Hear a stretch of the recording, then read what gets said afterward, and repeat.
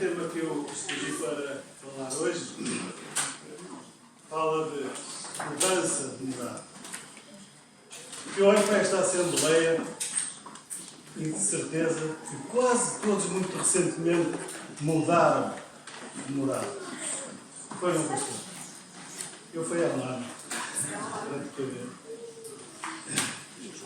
E na realidade, mudar de morada, nós quando mudamos de morada,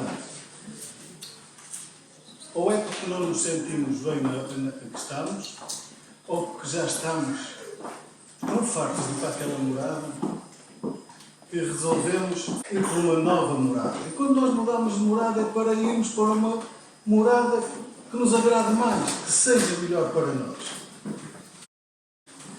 E nós vamos ver então em Romanos, capítulo 5, o texto que eu escolhi para hoje.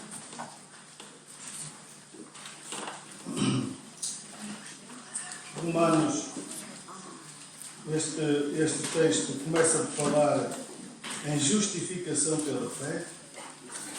E depois do verso 12 em diante, a minha tradução diz assim: portanto, como por um homem entrou o pecado no mundo e pelo pecado a morte, assim também a morte passou a todos os homens, por isso que todos pecaram.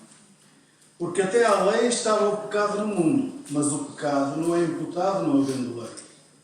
No entanto, a morte reinou desde Adão até Moisés, até sobre aqueles que não tinham pecado à semelhança da transgressão de Adão, o qual é a figura daquele que havia de vir. Mas não é assim o dom gratuito como a ofensa. Porque se pela ofensa de um morreram muitos, muito mais a graça de Deus e o dom pela graça que é de um só homem, Jesus Cristo, abundou sobre muitos. E não foi assim o dom como a ofensa, por um só que pecou. Porque o juízo veio de uma só ofensa, na verdade, para a condenação. Mas o dom gratuito veio de muitas ofensas para a justificação. Porque se pela ofensa de um só a morte reinou por esse, muito mais os que recebem a abundância da graça e do dom da justiça reinarão em vida por um só Jesus Cristo.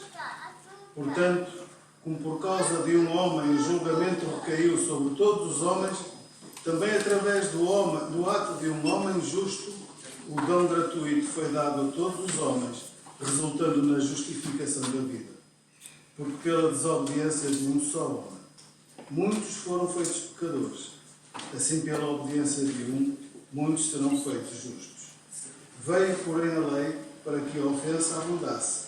Mas onde o pecado abundou, superabundou a graça, para que, assim como o pecado reinou na morte, também a graça reinasse pela justiça para a vida eterna, por Jesus Cristo, nosso Senhor. Obrigado, Senhor, pela tua palavra, Senhor. E ela venha, Senhor, às nossas vidas, Senhor, como um doce, Senhor, para nos alimentar, Senhor. Vem ser connosco neste culto, Senhor, e que sejas tu, Senhor, a falar por minha voz. Peço e agradeço em nome de Jesus. Amém.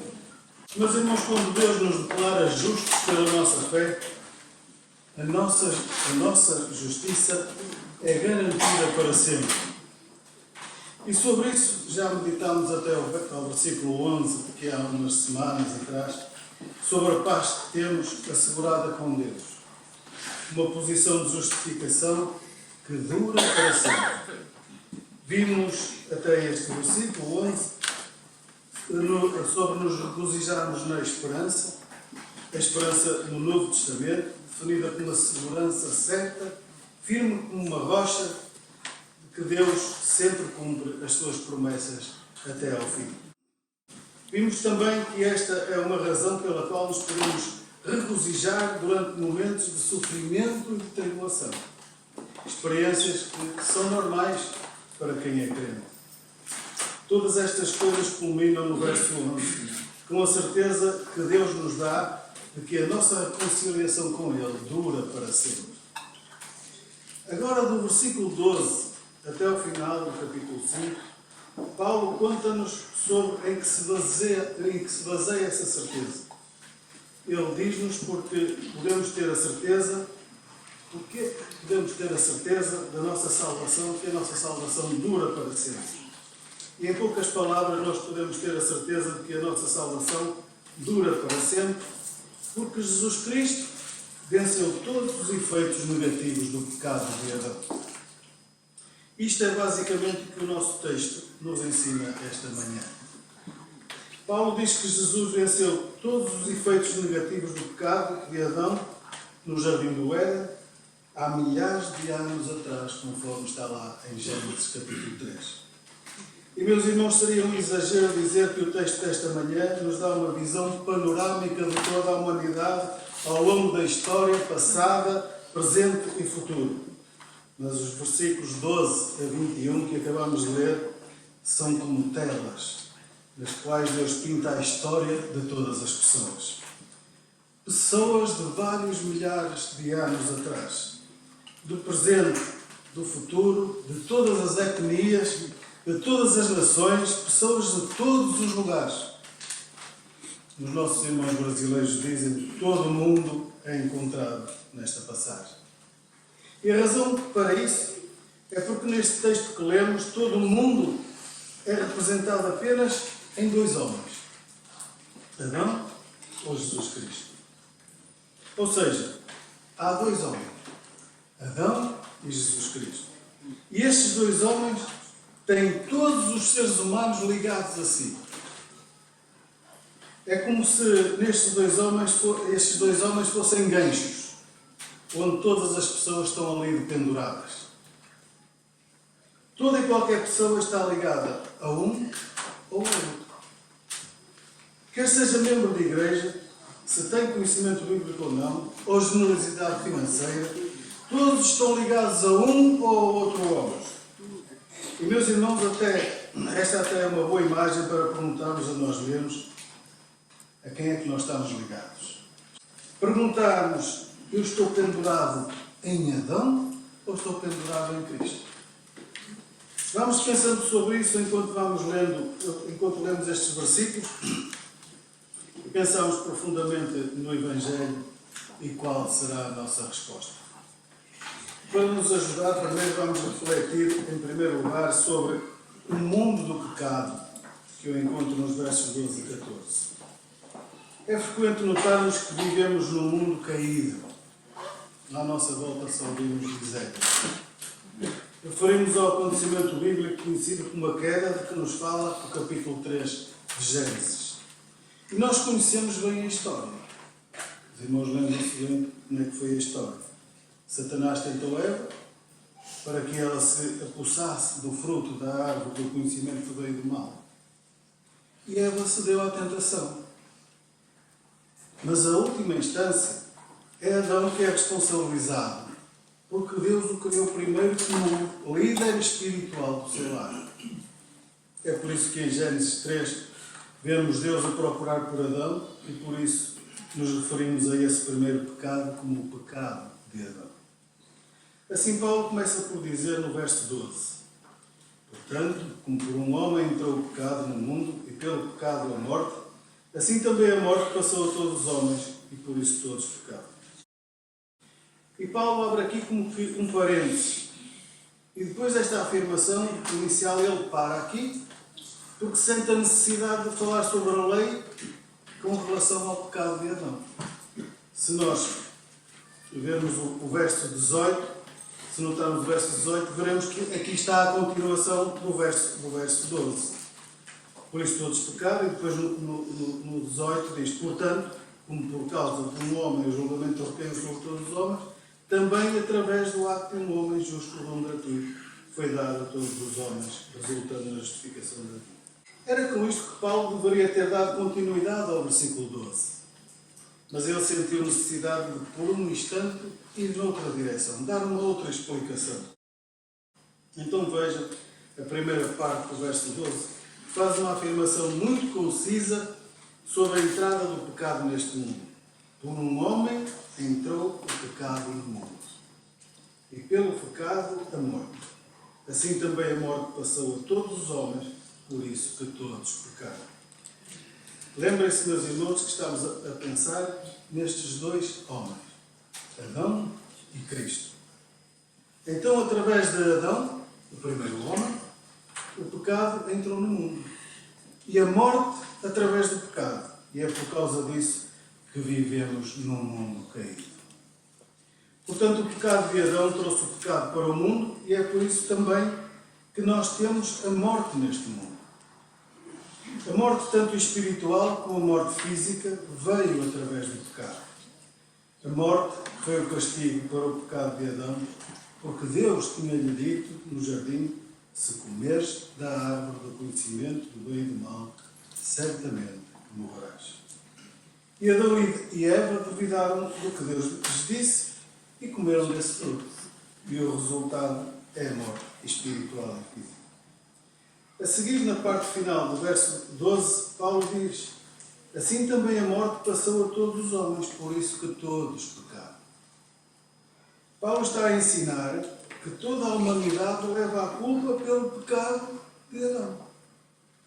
E, meus irmãos, quantas vezes nós afirmamos isto às pessoas e recebemos por resposta: eu não tenho culpa disso, foi o Adão que fez isso. Não é?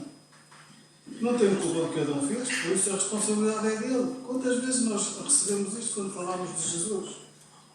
Mas a verdade é que todos os seres humanos, ao descenderem de Adão, pecaram com ele e caíram com ele na sua primeira transgressão. Portanto, isso acontece porque Adão é o representante maior de toda a humanidade, até porque o nome Adão significa humanidade. E dessa maneira, Adão é tanto um indivíduo como um homem coletivo. Um homem coletivo. Tal como o presidente Marcelo representa Portugal, da forma como Davi, quando lutou com Golias, representava Israel, Adão representa toda a humanidade. E, meus irmãos, deixem que vos diga que ninguém pode dizer a culpa é de Adão. Ninguém pode dizer que a culpa é de Adão. Porque, na verdade, é que se Deus tivesse provado a qualquer um de nós, no Jardim do Éden, o resultado teria sido diferente. O resultado teria sido exatamente o mesmo. Qualquer um de nós teria reprovado naquele teste. E a verdade é que sempre que pecamos, nós votamos em Adão. Qualquer ser humano ao nascer já entra neste mundo como pecador. Pecador por natureza e pecador por escolha. E o resultado do pecado é a morte. Versículo 13. Porque até à lei estava o pecado no mundo, mas o pecado não é imputado não havendo lei. Paulo diz que o pecado já existia antes do Antigo Testamento ter sido dado através de Moisés, mas que não era imputado porque não havia lei. Ou seja, embora o pecado existisse, ele não era reconhecido oficialmente naquela época, porque não havia uma lei que o sancionasse como uma violação do Antigo Testamento. Verso 14. No entanto, a morte reinou desde Adão até Moisés, até porque aqueles que não tinham pecado à semelhança da transgressão de Adão, o qual é a figura daquele que havia de vir. O argumento de Paulo é que, na verdade, o pecado e a morte já existiam. Já reinavam desde a primeira transgressão de Adão, até que Deus deu a lei através de Moisés e, portanto, todos pecaram.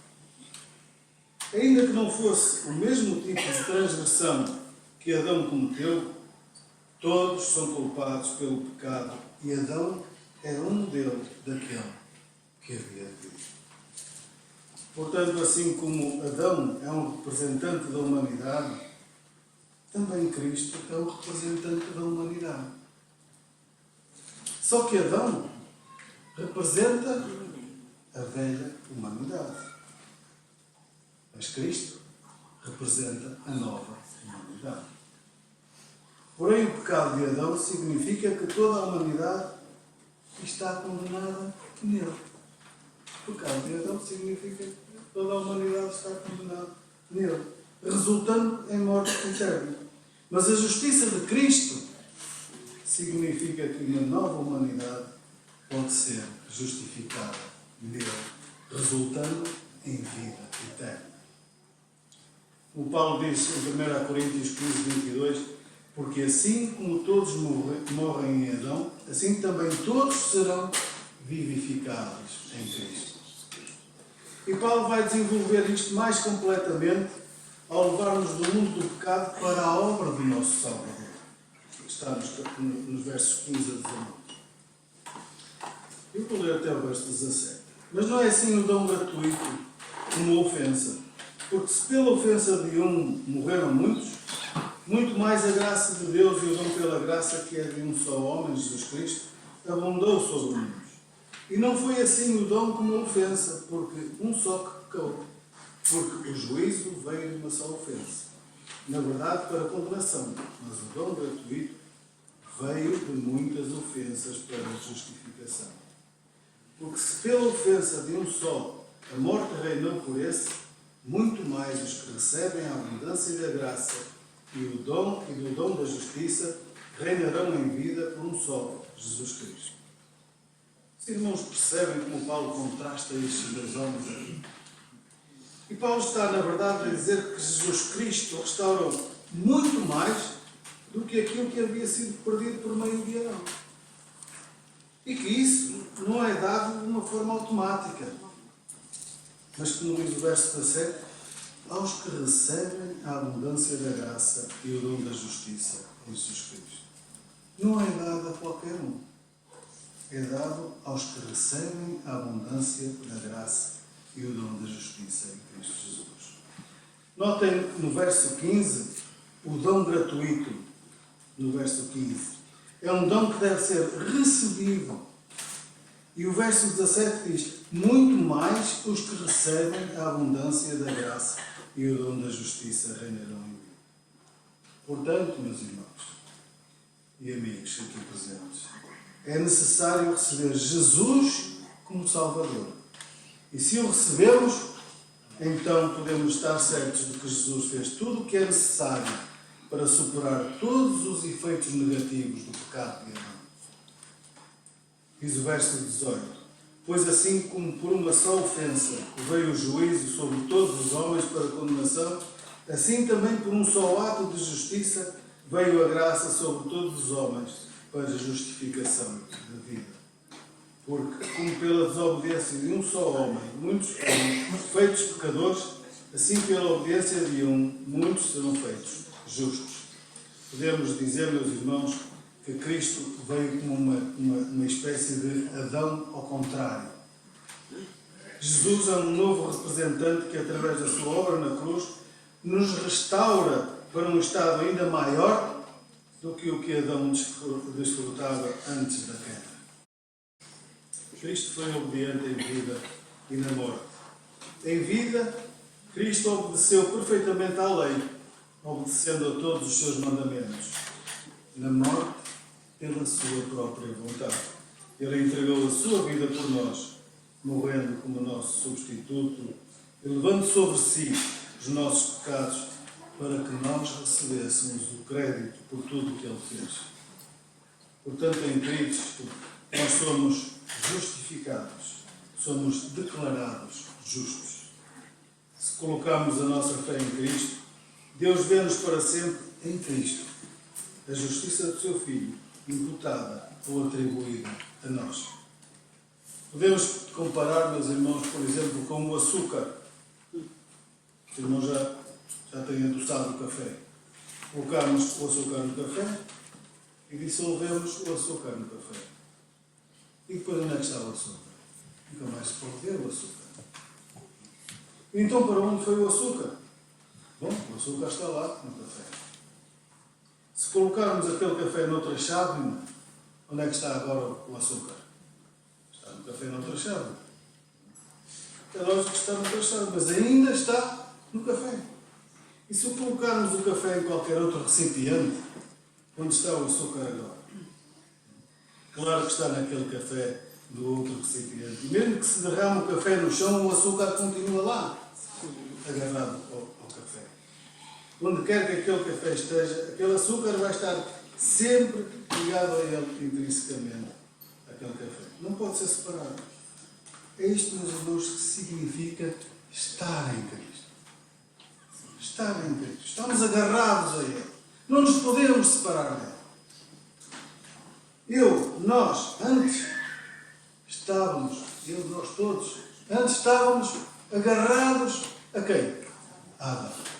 Mas agora estamos agarrados a quem? A Cristo. Nós estamos agarrados a Cristo. Até posso dizer, meus irmãos, que eu morava em Adão.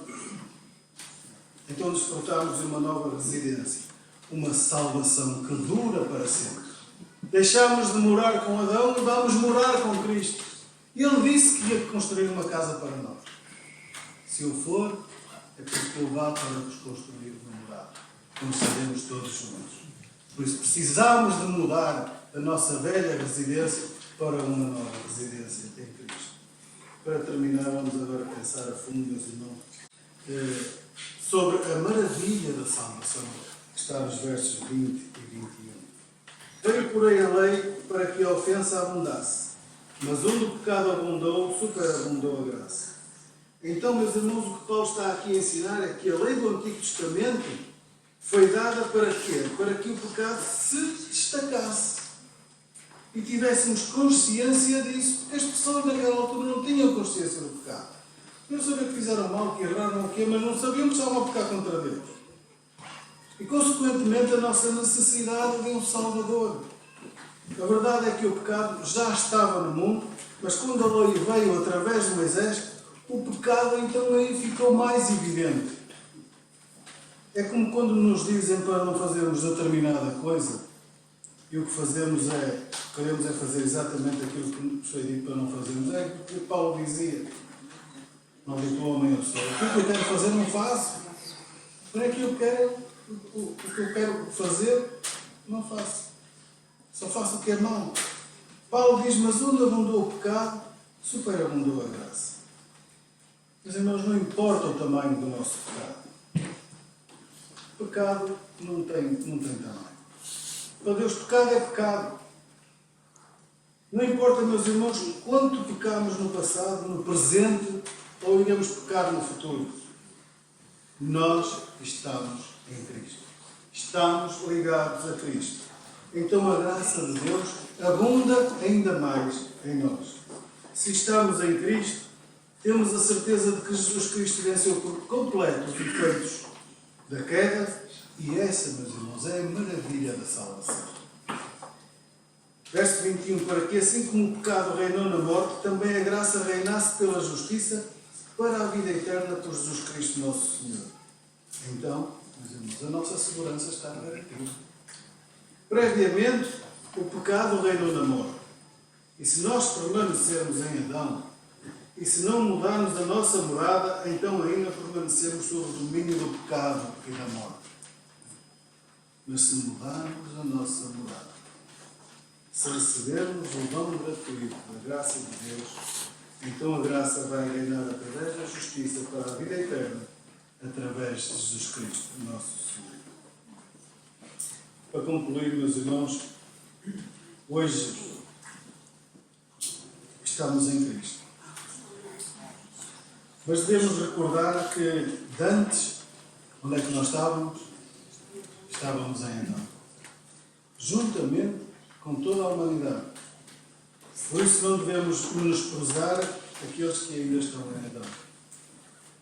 Não podemos menosprezar as pessoas perdidas do nosso local de trabalho, da nossa família ou na nossa comunidade, porque um dia nós já estivemos assim.